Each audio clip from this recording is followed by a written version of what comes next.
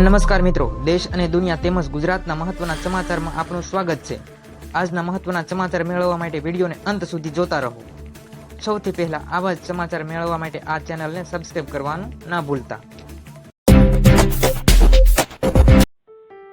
ત્યારબાદ સમાચારમાં આગળ વાત કરીએ તો ગુજરાતના રાજકારણને લઈને સૌથી મોટા સમાચાર સામે આવ્યા છે। જોઈએ સમગ્ર માહિતી તો ગુજરાતના રાજકારણને લઈને સૌથી મોટા સમાચાર સામે આવ્યા છે અને ભૂપેન્દ્રભાઈ પટેલ જે ગુજરાતના મુખ્યમંત્રી છે ભૂપેન્દ્રભાઈ પટેલને નિવાસ સ્થાને તેમના ઘરે મહત્વની બેઠક યોજવામાં આવી હતી અને આ બેઠકની અંદર પૂર્ણ થઈ ત્યારે એક મહત્વનો નિર્ણય લેવામાં આવ્યો। મુખ્યમંત્રી સાથે તમામ મંત્રીઓની બેઠક પણ યોજવામાં આવી હતી। આ બેઠકમાં મુખ્યમંત્રી સિવાય તમામ મંત્રીઓના રાજીનામા લેવામાં આવ્યા છે। મુખ્યમંત્રી સિવાય તમામ 16 મંત્રીઓના રાજીનામા લેવામાં આવ્યા છે। ગુજરાતના મંત્રીઓએ આપેલા રાજીનામા રાજ્યપાલને સોંપવામાં આવશે। આમ ગુજરાતના રાજકારણમાં મોટી ઉથલપાથલ જોવા મળી છે અને ગુજરાતના રાજકારણની અંદર એક સાથે 16 મંત્રીઓએ રાજીનામા આપ્યા છે। ત્યારબાદ સમાચારમાં આગળ વાત કરીએ તો હવામાનને લઈને મહત્વના સમાચાર જોઈએ। હવામાન શાસ્ત્રી આંબાલાલ પટેલે મહત્વની આગાહી કરી છે। આંબાલાલ પટેલે આગાહીમાં જણાવ્યું છે કે ઠંડીનો માહોલ કેવો રહેશે। તો વિગતવાર વાત કરીએ સમાચારમાં તો આંબાલાલ પટેલે આગાહી કરી છે કે હાલ ગુજરાતમાં ઠંડીનું જોર ઓછું છે, પરંતુ નવેમ્બરના અંતની અંદર ઠંડી ધીમે ધીમે વધશે। 23 નવેમ્બરથી ઉત્તર ભારતમાં હિમવર્ષા શરૂ થશે અને ગુજરાતમાં ઠંડીનો માહોલ જોવા મળશે। 6 થી 9 ડિસેમ્બર સુધી એટલે કે 6 થી 9 ડિસેમ્બરની વચ્ચે વેસ્ટર્ન ડિસ્ટન્સના કારણે ભારે હિમવર્ષા થઈ શકે તેવી આગાહી કરવામાં આવી છે અને 16 થી 19 ડિસેમ્બર સુધી માવઠાની શક્યતા રહેશે, જ્યારે 29 ડિસેમ્બરની અંદર ઠંડીનો ચમકારો વધશે અને તેની સાથે જાન્યુઆરીમાં કડકડતી ઠંડી પડશે તેવી આગાહી હવામાનના શાસ્ત્રી આંબાલાલ પટેલ દ્વારા ઠંડીને લઈને કરવામાં આવી છે। ત્યારબાદ મહત્વના સમાચારમાં આગળ વાત કરીએ તો જોઈએ આધાર કાર્ડને લઈને મહત્વના સમાચાર સામે આવ્યા છે। ઉડિયાએ એક નવી મોબાઈલ એપ્લિકેશન લોન્ચ કરી છે। મિત્રો સમજ આપી દઈએ તમને ઉડિયા વિશે તો મિત્રો આધાર કાર્ડ બનાવતી સંસ્થા છે તેને ઉડિયા તરીકે ઓળખવામાં આવે છે। તો તે હવે એક મોબાઈલ એપ્લિકેશન લોન્ચ કરવા જઈ રહી છે।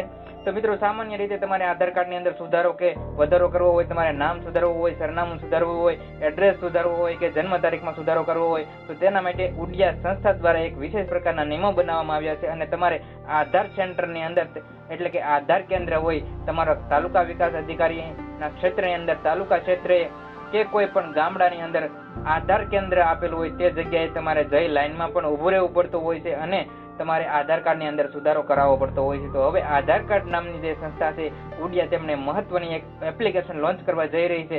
તેની અંદર તમે હવે મોબાઈલની અંદર એક એપ્લિકેશન લોન્ચ કરવામાં આવશે। તમે નાના મોટા સુધારા એટલે કે તમારે સરનામું છે વગેરે જેવા નામ વગેરે જેવા જન્મ તારીખ, ફોન નંબર વગેરે જેવા સામાન્ય સુધારા છે તે તમે આધાર કાર્ડની અંદર જે સુધારા કરવા માંગતા હોય તે તમારી જાતે જ કરી શકશો। તે માટે હવે ઉડિયા એક મહત્વની એપ્લિકેશન લોન્ચ કરવા જઈ રહી છે। તમારે અત્યાર સુધી આધાર કાર્ડ કેન્દ્ર અથવા તો તાલુકા કેન્દ્રએ આધાર સેન્ટર હોય ત્યાં જઈને તમારે લાઈનમાં ઊભું રહેવું પડતું હોય છે અને તમારો વારો આવે ત્યાર પછી તમારે આધાર કાર્ડ ફિંગરપ્રિન્ટ દ્વારા આધાર કાર્ડમાં સુધારો કરવામાં આવતો હતો। તો હવે ઉડિયા નામની સંસ્થા આધાર કાર્ડ બનાવતી સંસ્થા છે તેમણે મહત્વની એક એપ્લિકેશન લોન્ચ કરવા જઈ રહી છે। હવે તમે તમારી જાતે જ મોબાઈલની અંદર એપ્લિકેશન દ્વારા તમે જાતે જ આધાર કાર્ડની અંદર નામ, સરનામું, જન્મ તારીખ અને ફોન નંબર જેવી માહિતી સરળતાથી અપડેટ કરી શકશો।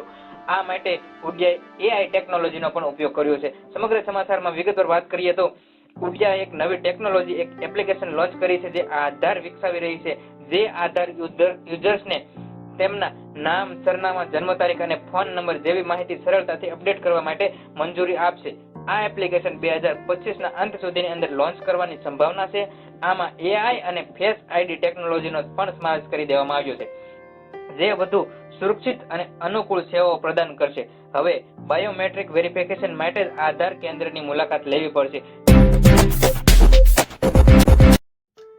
ત્યારબાદ સમાચારમાં આગળ વાત કરીએ તો જોઈએ સરકારી યોજનાને લઈને મહત્વના સમાચાર। તો સરકાર વૃદ્ધો માટે મહત્વની યોજના લાવી રહી છે। સરકાર હવે 70 વર્ષથી વધુ ઉંમરના વડીલો માટે ખાસ આયુષ્માન વય વંદના કાર્ડ લાવી રહી છે। આ યોજના અંતર્ગત 70 વર્ષથી ઉપરના તમામ વડીલોને મોટો ફાયદો થવા જઈ રહ્યો છે। આ કાર્ડથી વડીલોને 5 લાખ રૂપિયા સુધીની મફત સારવાર મળશે અને તેમાં આવકની કોઈ મર્યાદા પણ નહીં હોય। કાર્ડ બનાવવાની પ્રોસેસ પણ સહેલી હોય છે, કારણ કે માત્ર 5 થી 10 મિનિટમાં સ્માર્ટફોન એટલે કે મોબાઈલના ફોનના ઉપયોગથી જ આ કાર્ડ તમે બનાવી શકો છો। આ યોજના આયુષ્માન ભારત પ્રધાનમંત્રી જન આરોગ્ય યોજનાનો ભાગ છે. પ્રધાનમંત્રી જન આરોગ્ય યોજના હેઠળ તમને 5 લાખની મફત સારવાર આપવામાં આવશે. વડીલોના સ્વાસ્થ્ય માટે સરકારનું આ મોટું પગલું ગણાવી શકાય છે. ત્યારબાદ મહત્વના સમાચારમાં આગળ વાત કરીએ તો જોઈએ ખેડૂત લક્ષી મહત્વના સમાચાર. તો ડુંગળી પકવતા તમામ ખેડૂતો માટે ખૂબ સારા સમાચાર સામે આવ્યા છે. જામનગર જિલ્લામાં ડુંગળી પકવતા તમામ ખેડૂતો માટે ઉપયોગી સમાચાર સામે આવ્યા છે. જોડાઈ રહો ન્યૂઝ ચેનલ સાથે અને વાત કરીએ તો જામનગર જિલ્લાની અંદર ડુંગળી પકવતા ખેડૂતોને જણાવવામાં આવે છે કે રાજ્ય સરકાર દ્વારા ખેડૂતોને આર્થિક સહાય પૂરી પાડવાના હેતુથી એક મહત્વની યોજના શરૂ કરવામાં આવી છે. જે ખેડૂતોએ રાજ્યની કોઈ પણ એપીએમસીમાં તારીખ 1/4/2025 થી તારીખ 31/5/2000 સુધીના સમયગાળાની વચ્ચે જો ખેતરોમાં ઉત્પાદિત ડુંગળીનું વેચાણ કરેલું હોય તો તેમને આ સહાય મળવાપાત્ર રહેશે. તો મિત્રો આ ખાસ તમે તારીખ યાદ રાખજો, કારણ કે 1/4/2025 થી 31/5/2025 ના સમયગાળા દરમિયાન તમે ડુંગળીનું વેચાણ કરેલું હોય તો જ તમને આ યોજનાનો લાભ મળવાપાત્ર રહેશે અને આ સહાય તમને મળવાપાત્ર રહેશે. આ સમયગાળા દરમિયાન બજારમાં ડુંગળીના ભાવ ગત વર્ષમાં સરખામણીમાં ઓછા મળેલા હોવાથી ખેડૂતોને પ્રતિ ક્વિન્ટલ 200 રૂપિયાની સહાય આપવામાં આવશે. તો મિત્રો મહત્તમ 2500 કિલો એટલે કે 250 ક્વિન્ટલ ડુંગળીના વેચાણ સુધી એટલે કે મહત્તમ રૂપિયા તમને 50,000 સુધીની સહાય મળવાપાત્ર રહેશે. તો મિત્રો 1/4/2025 થી 31/5/2025 ના સમયગાળા દરમિયાન જો તમારી ડુંગળીનું વેચાણ થયું હોય તો તમને આ સહાય મળવાપાત્ર રહેશે. તો મિત્રો મહત્વના ખેડૂત સમાચાર તેમજ સરકારની વિવિધ યોજનાઓ વિશેની માહિતી સૌપ્રથમ મેળવવા માટે ગુજ્જુ માસ્ટર ન્યૂઝ ચેનલને સબસ્ક્રાઇબ કરો અને ચેનલ સાથે જોડાઓ.